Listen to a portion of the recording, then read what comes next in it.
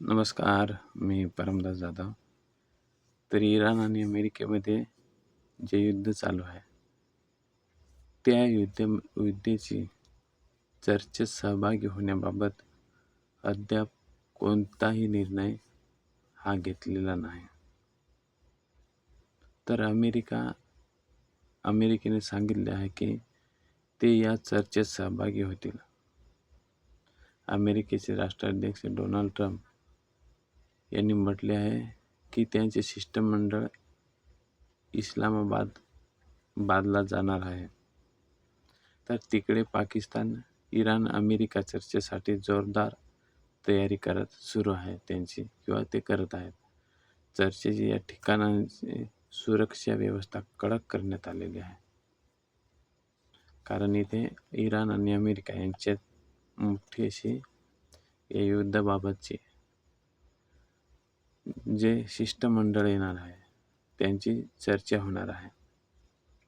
आणि म्हणून इराणच्या परराष्ट्र मंत्रालयाचे प्रवक्ते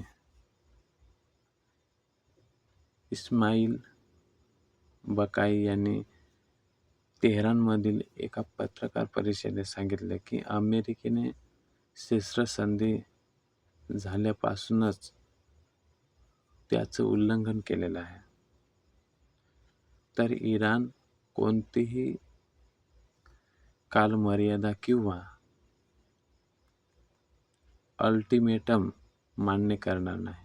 आणि जर अमेरिका किंवा इस्रायल कोणतेही पाऊल उचललं तर इराणचं त्याच जोरात प्रत्युत्तर देईल, असा इशारा इस्रायलने बकाई यांनी दिलेला आहे. तर इराणचे संसदेचे सभापती आणि इराणच्या चर्चेसाठीच्या शिष्टमंडळाचे प्रमुख मोहम्मद बगर गालिबाफ यांनी इशारा दिला आहे की जर अमेरिकेने नौदलाद्वारे जे केलेली नाकेबंदी आहे ती हटवली नाही तर हॉर्मुझच्या समुद्रधुनीतील वाहतूक मर्यादित होईल. आणि म्हणून गलिबाफ यांनी पुन्हा एकदा लेबनॉनमधील शस्त्रसंधीचा संबंध इराण अमेरिकेच्या वाटाघाटीशी जोडलेला आहे. तर प्रतिकार करणारी आघाडी ऑक्सिस ऑफ रेजिस्टन्स युद्धात इराणच्या मदतीसाठी सहभागी झालेली होते आणि त्यामुळे शस्त्रसंधीबाबत त्यांच्यात देखील निश्चितपणे सहभागी करायला हवा होता, असे म्हटले आहे. तर हे जे इराणचे जे अमेरिकेबाबत चर्चेत सहभागी होण्याबाबत अद्याप कोणताही निर्णय हा घेतलेला नाही, असे इराणच्या परराष्ट्र मंत्रालयाने म्हटलेलं आहे. कारण ही घटना अशा वेळी घडलेली आहे जेव्हा इराण आणि अमेरिकेमधील तणाव पुन्हा वाढलेला आहे आणि हॉर्मुझची समुद्रधुनी पुन्हा बंद झालेली आहे. आणि हॉर्मुझची समुद्रधुनी त्यामुळे इराण, इस्रायल, लेबनॉनमधील शस्त्रसंधी आणखी नाजूक कमकुवत वाटू लागली आहे. आणि या दरम्यान इस्रायलच्या सैन्यात जाहीर केले आहे की शस्त्रसंधीनंतर त्याचा दुसरा सैनिक मारला गेला आहे. आणि इराण अमेरिका ज्या सर्व मागण्या मान्य करेल, इराणचे जे अमेरिका सर्व मागण्या मान्य करेल, या डोनाल्ड ट्रम्प यांच्या अलीकडच्या वक्तव्यावर इराणमध्ये अनेक प्रतिक्रिया उमटलेल्या आहेत. तर चर्चा करण्याबाबत आणि अमेरिकेच्या मागण्या मान्य करण्याबाबत किंवा नाकारण्याबाबत इराणमधील विविध गटांमधील मतभेद समोर आले. तर शनिवारी मोहम्मद बंगर गालिबाफ यांनी पहिल्यांदाच इराणच्या टीव्हीवर इस्लामाबादमध्ये झालेल्या इराण-अमेरिका चर्चेमध्ये आणि इराणच्या भूमिकेबद्दल सविस्तर सांगितलेले आहे. तर अमेरिकेचे या संदर्भात स्पष्टीकरण देण्यात अपयश आल्याची तीव्र टीका इराणमधील कट्टरवाद्यांनी इराणच्या राजवटीवर केलेली होती. आणि त्यानंतर गालिबाफ यांनी वक्तव्य केले आहे की मी माझ्या प्रियजनांशी आधी बोलू शकलो असतो तर बरं झालं असतं. मात्र दुर्दैवाने माझ्या वेगळ्या वेळापत्रकामुळे आणि कामाच्या दबावामुळे मला ती संधी मिळाली नाही, असं गालिबाफ यांनी टीव्हीवरून या कार्यक्रमात म्हणालेले आहेत. तर आम्ही युद्ध जिंकलं आहोत, असे गालिबाफ यांनी हॉर्मुझच्या समुद्रधुनीमधील सुरुंग हटवण्यासाठी अमेरिकेला सहकार्य करण्यास नकार दिला. ते म्हणाले, हॉर्मुझच्या समुद्रधुनीवर इराणचं नियंत्रण आहे. अमेरिका अनेक दिवसांपासून नाकेबंदी केल्याचं सांगत आहेत. हा एक मूर्खपणा आहे, अज्ञानी निर्णय आहे आणि इतर हॉर्मुझच्या समुद्रधुनीतून जाऊ शकतील आणि आम्ही जाऊ शकणार नाही असं होणे शक्य नाही, असे म्हटलेले आहे. तर अमेरिका नाकेबंदी हटवलीच नाही तर हॉर्मुझच्या समुद्रधुनीमधील वाहतूक निश्चितपणे रोखली जाईल, असे म्हटले. तर पाकिस्तानातील इराणचे सर्वोच्च वाटाघाटीच्या मते तांत्रिक क्षेत्रात जवळपास 180 ड्रोनना लक्ष्य करण्यात आलेलं आहे. ते म्हणाले की गेल्या युद्धात आमच्याकडे अशी संरक्षण क्षमता नव्हती. तर F-35 ला लक्ष्य करणं हा काही अपघात नाही. हे अनेक तांत्रिक आणि डिझाईन संबंधित पैलूशी निगडीत ऑपरेशन आहे. F-35 जवळ झालेल्या क्षेपणास्त्राच्या या स्फोटकासुत्रात लक्षात आणून दिले आहे की आम्ही काय करू शकतो. आम्ही कोणत्याही दिशेने वाटचाल करत आहोत, असेही ते म्हणाले. तर IRGC कडून एक व्हिडिओ जारी करण्यात आलेला आहे. यात एका F-35 लढाऊ विमानाचा पाठलाग केला जात असल्याचे दिसत आहे. या प्रदेशातील अमेरिकेच्या सेंट्रल कमांडच्या या प्रवक्त्याने बीबीसीला सांगितले की इराणच्या वर एक मोहीम पार पडल्यानंतर अमेरिकेच्या एका F-35 लढाऊ विमानाच्या मध्य पूर्वेतील अमेरिकेच्या एक तळावर आपत्कालीन लँडिंग करण्यास भाग पडला. गालिबाफ यांनी अमेरिका आणि इस्रायलच्या या लष्करी श्रेष्ठत्व मान्य केलं. मात्र ते म्हणाले की इराण याच्याशी वेगळ्या प्रकारे सामना करेल. आम्ही एक सरळ नसेल तर अनियमित आणि कठीण युद्ध लढतो. आमचं नियोजन आणि तयारीच्या जोरावर आम्ही शत्रूला हाकलून लावलं, असे म्हणाले. तर आम्ही हे युद्ध जिंकलं आहोत, असे म्हणाले. जेव्हा शत्रू त्यात उद्दिष्ट साध्य करू शकत नाही, त्याचा अर्थ असा की अपयशी ठरला आहे, असे गालिबाफ पुढे म्हणाले. तर गालिबाफ यांच्या मते इराणच्या शरणागती पत्कराला लावणे, सत्ताबदल उघडणं, इराणची क्षेपणास्त्र क्षमता नष्ट करणे आणि पश्चिम आणि पूर्व सीमेवरून बंडखोरांना आयात करणं या गोष्टींच्या अमेरिका आणि इस्रायलच्या उद्दिष्टांमध्ये समावेश होता. इराणच्या संसदेचे सभापती म्हणाले की अमेरिका इराणच्या शरणागती पत्करावी अशी मागणी करत होते आणि 2-3 दिवसाच्या मुदतीबद्दल बोलले होते. मात्र 40 दिवसांनंतर अमेरिकेने शस्त्रसंधी आवाहन केलेलं होतं. आमच्या मागण्या मान्य केल्या म्हणून शस्त्रसंधी केली. गालिबाफ यांच्या मते इस्फहानमध्ये अमेरिकेच्या सैन्यासोबत जे घडलं ते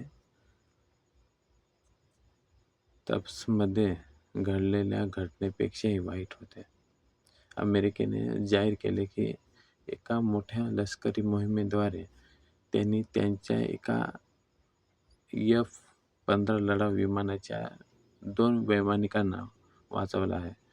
तसंच पर्यावरणाच्या परिस्थितीमुळे पुन्हा उड्डाण करण्यास सक्षम नसलेली त्यांची अनेक विमाने त्यांनी नष्ट केलेली आहेत. मात्र इराणच्या प्रसारमाध्यमांनी या मोहिमेबद्दल वेगळेच तपशील प्रकाशित केले. गालिबाफ यांनी चर्चेस समर्थन केले आणि चर्चेला विरोध करणाऱ्यांच्या मतात खंडन केले. ते म्हणाले की जमिनीवर मानच पारडं निश्चितपणे जड जाते. आमचं पारडं निश्चितपणे जड जाते आहे. याच कारणामुळे ट्रम्प शस्त्रसंधीचे आवाहन करत आहेत. तर आज या प्रदेशात रस्त्यावर आणि डिप्लोमॅटिक संबंधामध्ये आमचं वर्चस्व आहे. या तिन्ही क्षेत्रामध्ये कोणतेही विभाजन असू नये. ही सर्व एकच क्षेत्र मानली जातात आणि ती एकमेकांशी जोडलेली आहेत असे म्हटलेले आहे. तर जे शत्रू आहेत ते शस्त्रसंधीची मागणी करत होते. आम्ही शस्त्रसंधी मान्य केली कारण त्यांनी आमच्या सर्व मागण्या मान्य केल्या होत्या असे म्हणतात की गालिबाफ यांनी लेबनॉनमधील शस्त्रसंधीचा उल्लेख केला. ते म्हणाले, हिजबुल्लाह अलीकडचं युद्ध इस्लामिक रिपब्लिकच्या रक्षणासाठी लढलं. ॲक्सिस ऑफ रेझिस्टन्स इस्लामिक रिपब्लिकन मदत केली आणि त्यामुळे शस्त्रसंधीमध्ये त्यांचाही समावेश करायला हवा होता का यांच्या अटीमुळे प्रदेशातील शस्त्रसंधी ही एक अट होती. लेबनॉनचे जे समावेश शस्त्रसंधीमध्ये असेल की नाही या मुद्द्यावर इस्लामाबादमध्ये झालेल्या शस्त्रसंधीचे आणि इराण-अमेरिका चर्चेच्या सुरुवातीपासून विरोधाभासी किंवा परस्परविरोधी दावे करण्यात आले. शेवटी लेबनॉनमध्ये शस्त्रसंधी न होण्यास इस्लामाबादमध्ये चर्चा सुरू झाली. इस्रायल लेबनॉनमध्ये हिजबुल्लाहच्या ठिकाणांवर त्यांचे हल्ले सुरूच ठेवले. तर डोनाल्ड ट्रम्प यांनी 6 आठवड्याच्या या संघर्षानंतर 17 एप्रिलला इस्रायल आणि लेबनॉनमध्ये शस्त्रसंधी झाल्याचे जाहीर केले. तर वॉशिंग्टनमध्ये 14 एप्रिलला अमेरिकेचे परराष्ट्र मंत्री मार्को रुबियो यांच्या उपस्थितीत इस्रायल आणि लेबनॉनच्या राजदूतांनी एक ऐतिहासिक चर्चा केली आणि त्यानंतर शस्त्रसंधी झाल्याचे जाहीर करण्यात आलं. त्यांनी ह्या सर्व गोष्टी का मान्य केलेल्या आहेत? तर इराण विरुद्ध अमेरिका-इस्रायल युद्ध 28 फेब्रुवारीला सुरू झालं आणि त्यानंतर 40 दिवसांनी 8 एप्रिलला अमेरिकेने 2 आठवड्याचे शस्त्रसंधी जाहीर केले. अमेरिकेचे राष्ट्राध्यक्ष डोनाल्ड ट्रम्प यांनी इराणच्या प्रभुत्वात सुविधांवर हल्ला करण्याच्या तीव्र धमक्या दिल्यानंतर शस्त्रसंधी झाली. नंतर इस्रायलमध्ये 11 एप्रिल आणि 12 एप्रिल इराण-अमेरिकेमध्ये चर्चा झाली होती. मात्र ही चर्चा अपयशी ठरल्याचे अमेरिकेचे राष्ट्राध्यक्ष उपराष्ट्राध्यक्ष जे.डी. व्हेन्स यांच्या नेतृत्वाखाली अमेरिकेचे शिष्टमंडळ अमेरिकेत परत आले होते. तर दोन्ही बाजूंनी चर्चा निष्फळ ठरवण्यासाठी एकमेकांना दोष दिला, मात्र कोणीही चर्चा सुरू ठेवण्याची शक्यता पूर्णपणे नाकारली नव्हती. अर्धा चर्चेच्या पुढील फेरीबद्दल बोलण्याच्या आलं नव्हता आणि त्याच्यासाठी कोणतीही तारीख देखील निश्चित करण्यात आली नव्हती. मोहम्मद बंगर गालिबाफ यांच्या नेतृत्वाखाली इराणच्या एका मोठ्या शिष्टमंडळाने चर्चेत भाग घेतला होता. गालिबाफ म्हणाले की चर्चेच्या या फेरीत अमेरिका इराणच्या शिष्टमंडळाचा विश्वास संपादन करण्यात अपयशी ठरले. जेडी व्हॅन्स असेही म्हणाले की आम्ही अमेरिकेच्या मागण्या स्पष्टपणे आणि संक्षिप्त स्वरूपात मांडल्या आहेत. असं दिसतं की इराणच्या अणुक्रम कार्यक्रमाबद्दलच्या भूमिका मतभेदाबरोबर इतर मुद्द्यांवर एकमत न झाल्यानं ही चर्चा फिसकटली आणि चर्चा फिसकटल्यानंतर निष्फळ ठरल्यानंतर 1 दिवसात 13 एप्रिलला अमेरिकेने जाहीर केले की त्यांनी हॉर्मुझच्या सामुद्रधुनीवर नियंत्रण मिळवलं आहे. त्यांनी नौदलाच्या द्वारे इराणचे नाकेबंदी केले आहे आणि त्यामुळे इराणच्या बंदरामधून ये-जा करणाऱ्या सर्व जहाजांना हॉर्मुझच्या सामुद्रधुनीतून प्रवास करण्यापासून रोखण्यात आलेलं आहे.